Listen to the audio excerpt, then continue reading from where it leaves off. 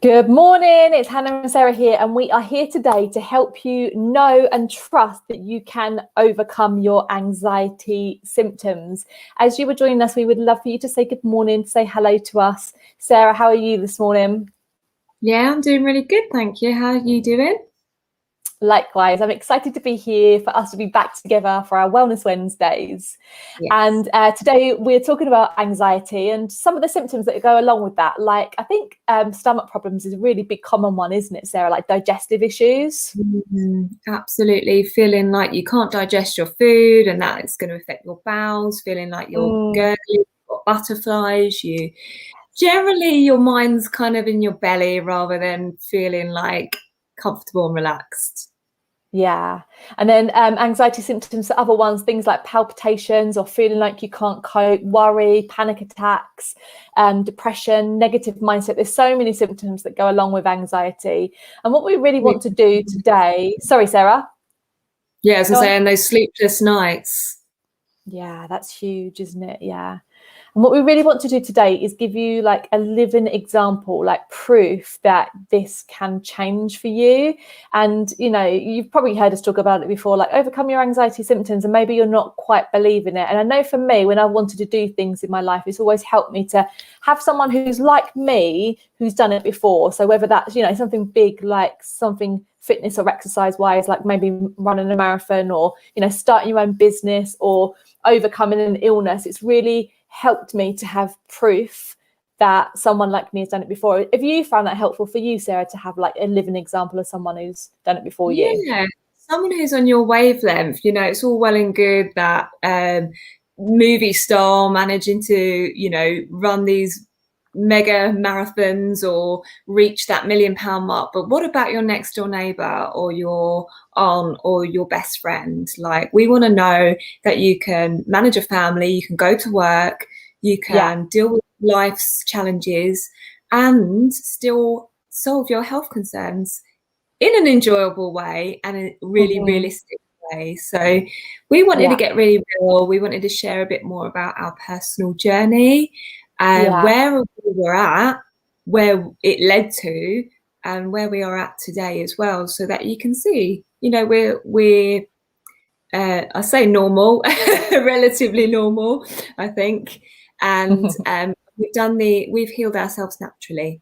Okay, so everyone's journey is going to look different because we all go through different scenarios and we're all dealing with different conditions, and your journey is going to be unique to you, but it is possible to shift your state entirely.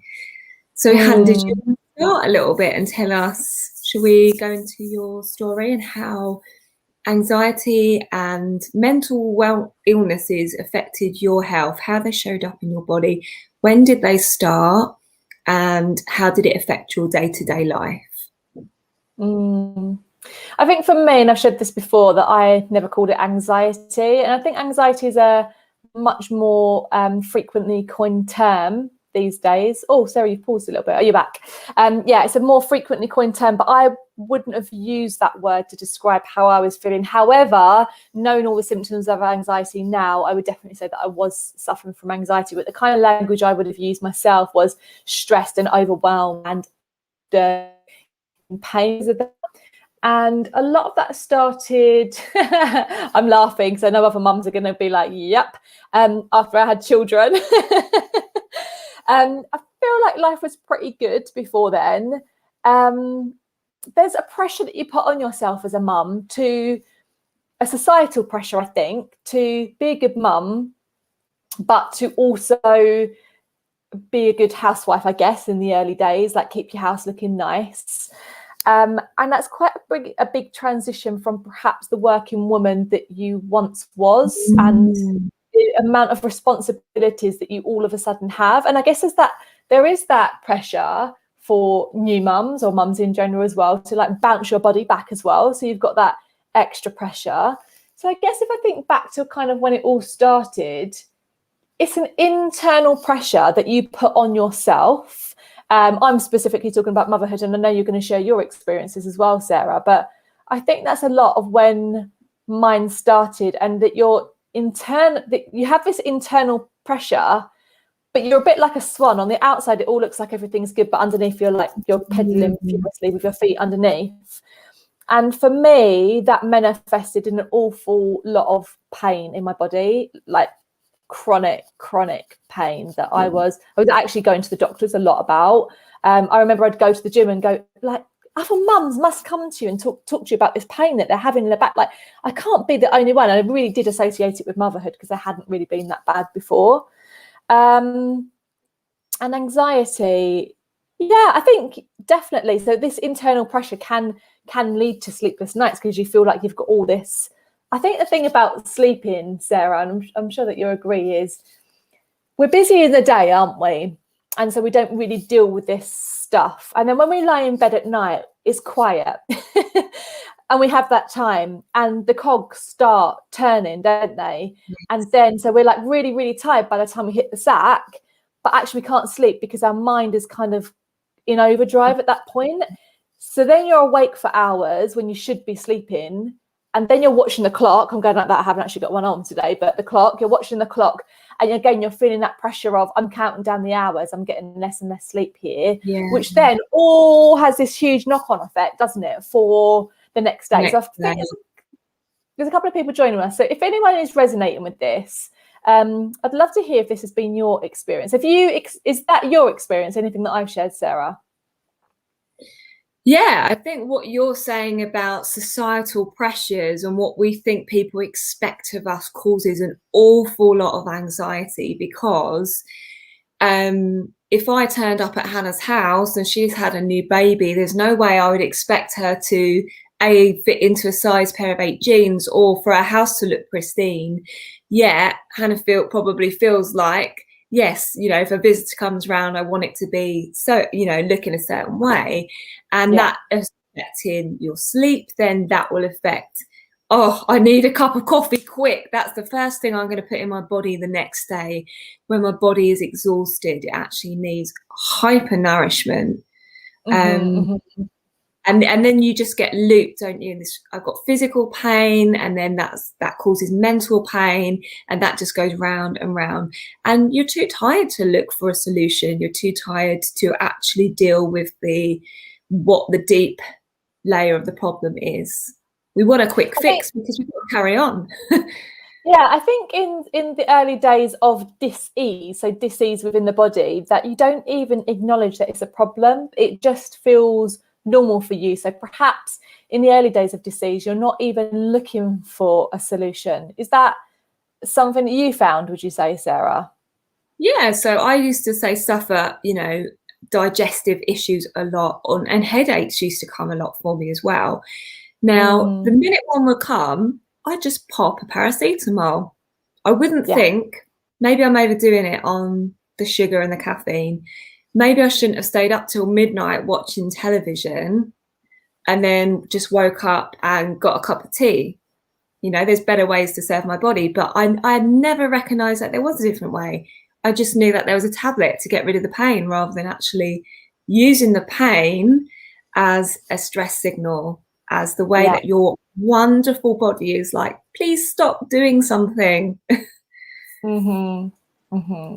Yeah, or even if it's just like with the headaches, like, can you just hydrate me a little bit more, please?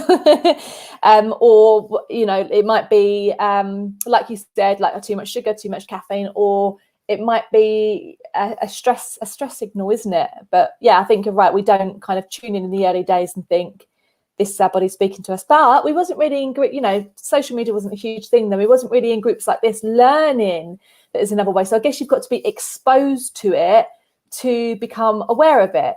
So before I jump into how you become exposed to it, because I'd love to hear a bit more about that, Sarah, share with us, for those who haven't heard before, a few of like the main symptoms that you were going through.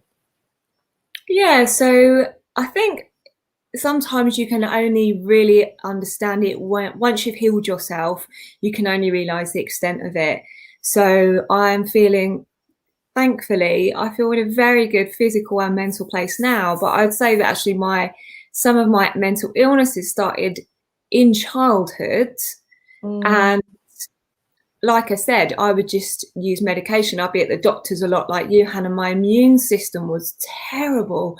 I'd be getting cold. It felt like every other week. And I recently got access to my medical notes, and I was looking back with curiosity, and I kept going to the doctor saying, I feel like I'm ill every other week. And, you'd just be given more medication. There was never any talk of rest. Where's your energy going? What situations are you putting yourself in that aren't serving you? What's your diet like? In fact, I'd have a piece of fruit a day. So I thought I had a good diet. Or I'd have those smoothies, which are a really good place to start, but those store-bought smoothies, which are packed with sugar. So sometimes people will be getting their Starbucks and I'll be like, I'm having a smoothie, but actually it was okay. It had some nutrients in, but I wasn't educated like I am now. So when you leave some of these things unchecked, the other thing was I was getting bladder infections all the time, chronically, where I was in bed with the pain. When you leave these things unchecked, they're not going to get better. They're going to get worse. And mine was very self-destructive. It led to self-harm. It led to a suicide attempt, unfortunately. And I didn't know how to deal with it. I didn't have, a big support network around me who knew what to do. The conventional medical system wasn't right for me in that time. It wasn't supportive enough. And I just felt absolute despair. I didn't know where to go, what to do. So I thought the easiest thing would to evacuate myself from the situation. The only reason I talk about our pain is so that we can use it. We use it as a catalyst to change, and hopefully to show you that there is a way out of this. When you feel that desperate, when you feel like your anxiety and the symptoms that it's causing, the physical ones as well as the mental ones, just overtaking your life and you've got no idea where to start, there is a way out of it, and it's a small step that you need to take. It's not a big, massive, I'm going to change everything in my life all at once. It needs to start from within, and then it will ripple outwards as well.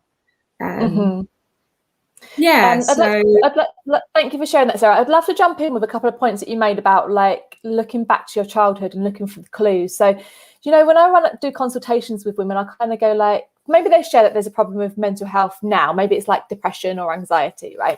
So I go, is there a history of that? They go, no. You go, well, when you was younger, did you kind of have OCD, for example? And they go, oh yeah, I had that. And I can resonate with that. That I used to have the like, put the light on, put the light off, put the light on. And it's just that these little clues from childhood, or I would get constipated a lot when I was younger. And I've just remember one particular horrible example where it was quite traumatic. But again, you feel like that's normal, but actually these are all clues that these symptoms have been here a little bit longer in the body. So by the time we hit our late 20s or 30s or 40s, that if we haven't addressed these issues, they are going to become bigger problems. Sarah, I'd love to know, like you said, you was in this cycle of like, I've got a headache, take a headache pill. What opened your eyes to a different way?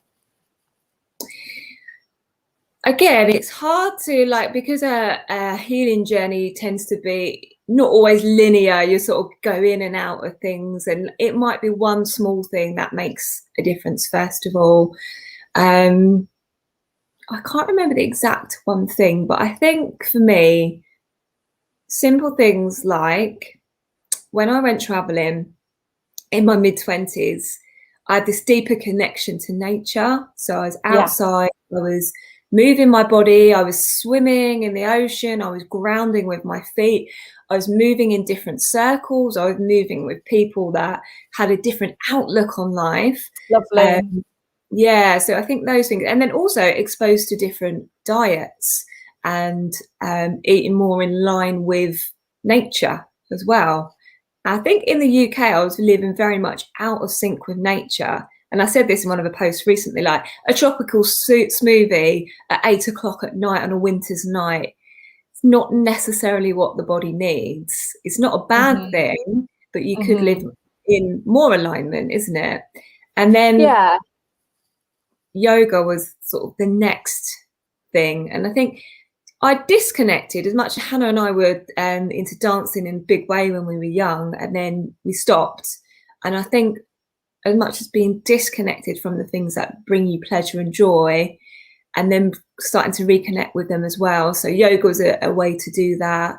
And then I started to look at the diet, and and then it just started to pick up speed and unravel. I couldn't change everything in one go, for sure. And I think it's the same with you, Hannah, isn't it? How did you start to feel those shifts?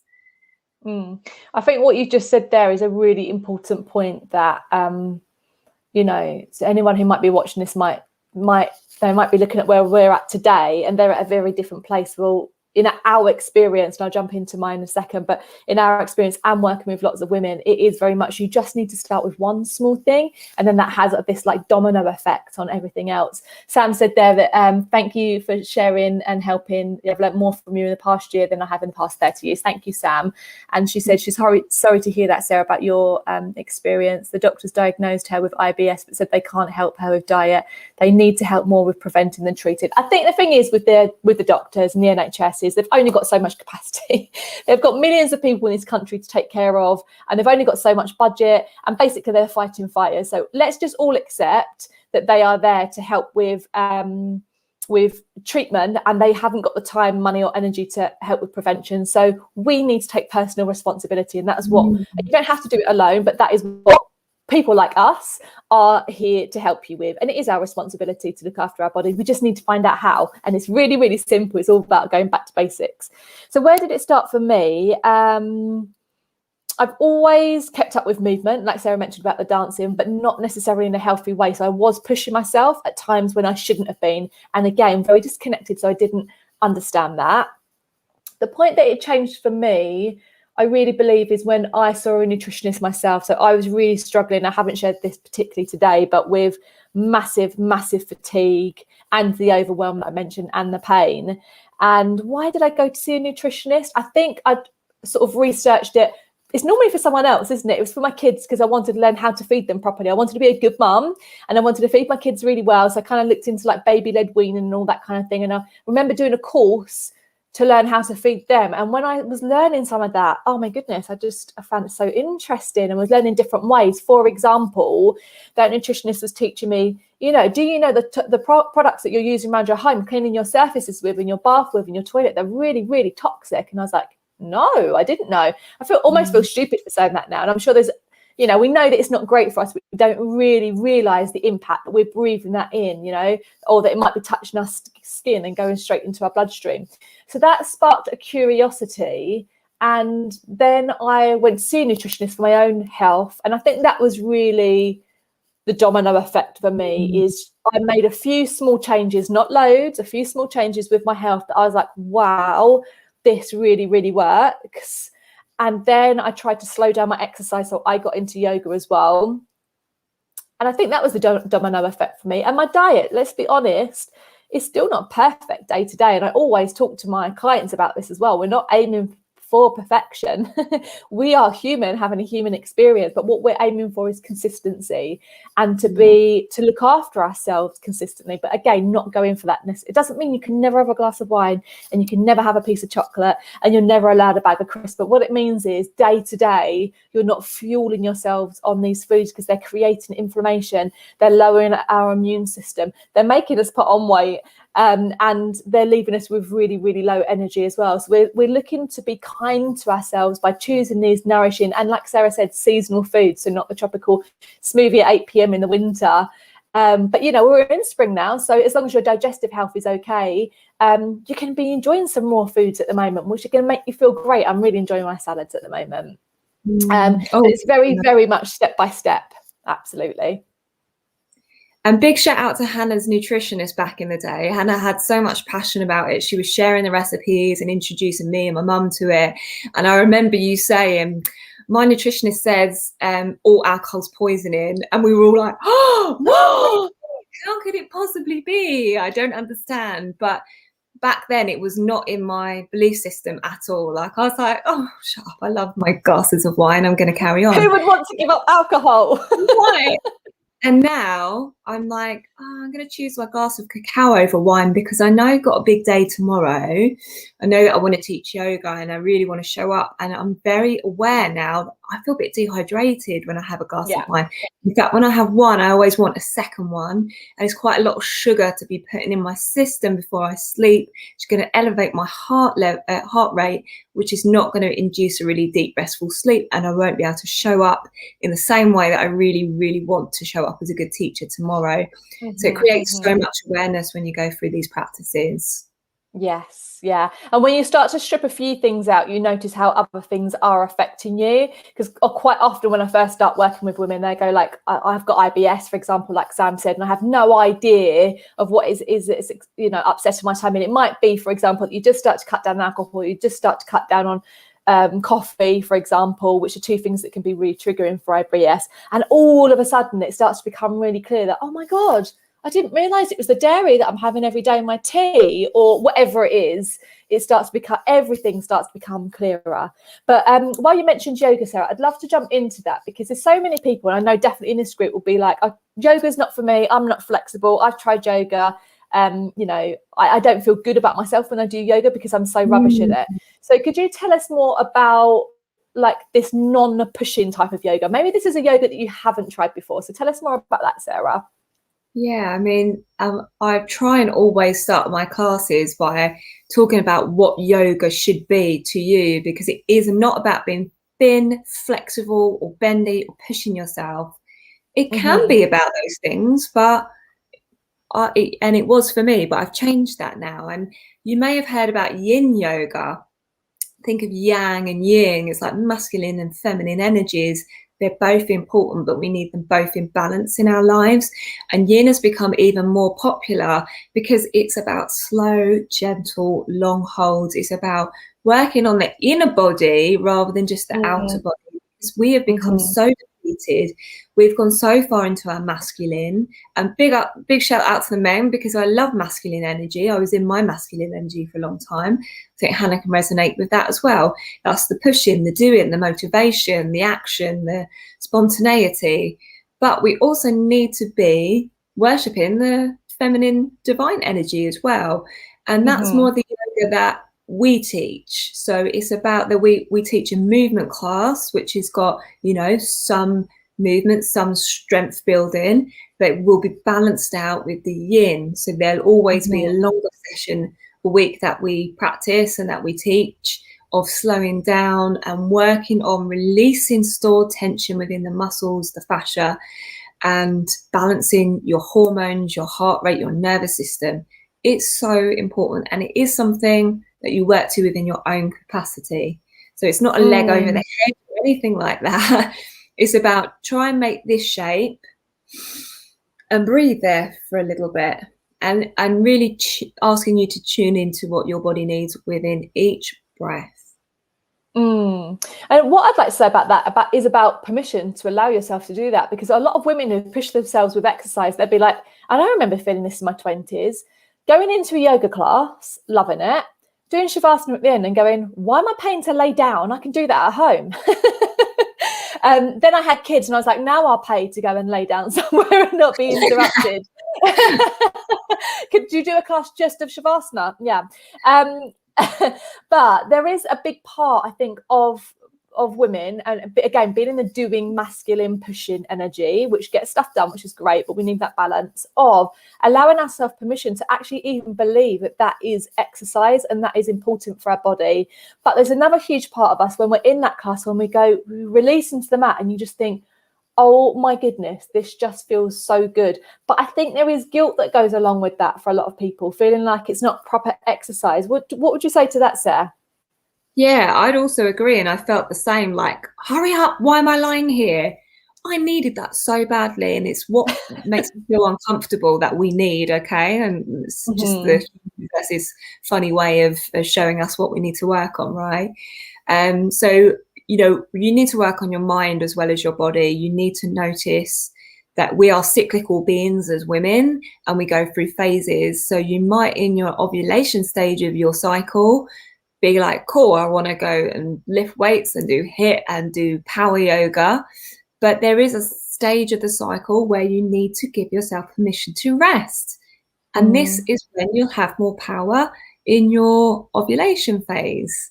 So it's about balance. It's about doing both.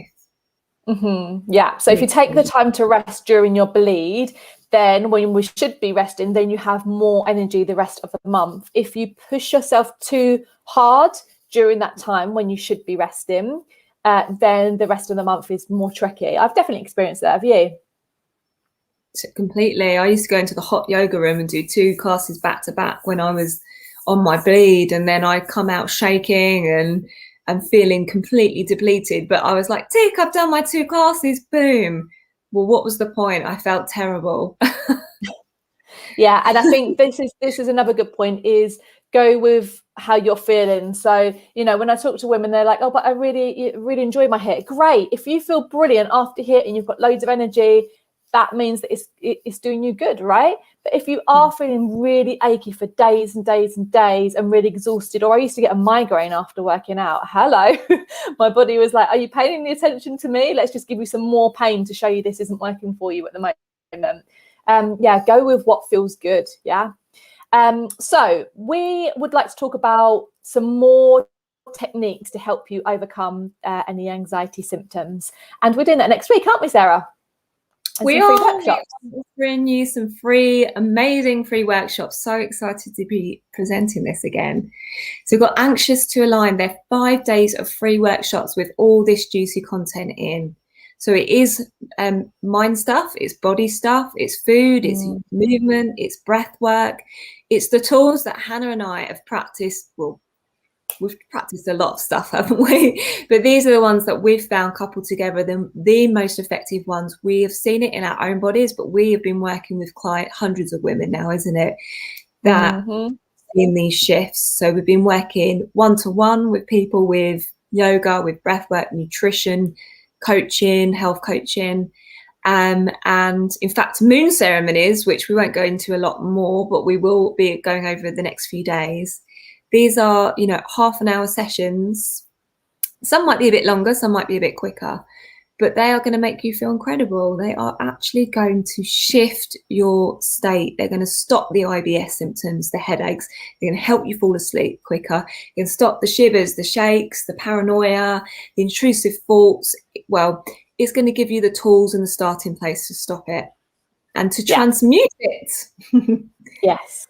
So we're going to share a link below. We're going to encourage you to sign up, because if you sign up, we'll send you reminders of when the sessions are. If you can't make it live, we'll send you replays. You get access to a workbook. You get access to some lovely competitions, some exciting competitions that we're running next week. But overall, we want to talk about more like what you're going to get. If you come to these 5 days of workshops, it's all completely free, about half an hour a day, as Sarah said.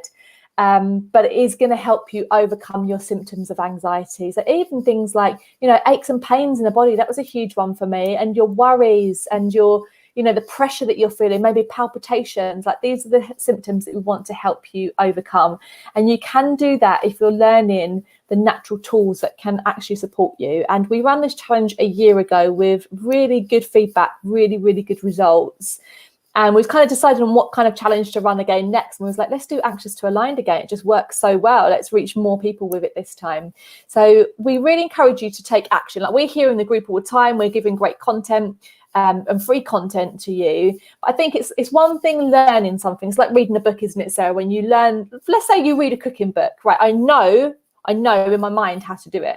Completely different from actually taking action, actually cooking any of the food and enjoying it, and learning through your mistakes as well. Like, oh, I added too much salt this time, for example, messed that up a bit. No, I need to tweak that next time. So action taking is really, really important. And even if the action taking is taking action to slow down, things are not going to happen unless you actually plan it. If you carry on doing what you're doing today, your symptoms, so whether it's anxiety symptoms or other symptoms with health challenges, they will stay the same if you don't change. To see change, you have to be the change first. Oh, Sam says she can't wait. Thank you, Sam. Please let yourself, you know that you're worth this, and you are worth feeling better every day. If you leave these symptoms unchecked and ignore them, or, you know, we're not condoning medication. Meditation is also great. It can be a great answer in the short term, but for me, all the side effects that come with that, it's something else you've then got to manage with your health. So come and learn these techniques, you'll have them for a lifetime, but you will affect the people around you in a positive way as well, which is really important because you need support. We can't do this alone. You'll have us, you'll have the Women Inside Facebook group, and then you'll also have your own support network because you'll be lifting them. And they say we are the product of the 5 people around us. So be very careful about who you spend time with and who's in your life. Yeah, and I think that's a great point about the medication. I nearly said meditation as well. Medication is that this is a lovely tool to run alongside that. If you are using medication, it's really, really helping you. And quite often when we work with women, they want to come off their medication. So if that's the case for you, it's the same thing. If nothing has changed and your life's the same and you're carrying on the same, it's very difficult to come off medication. So you need to put some self-care, some support in place.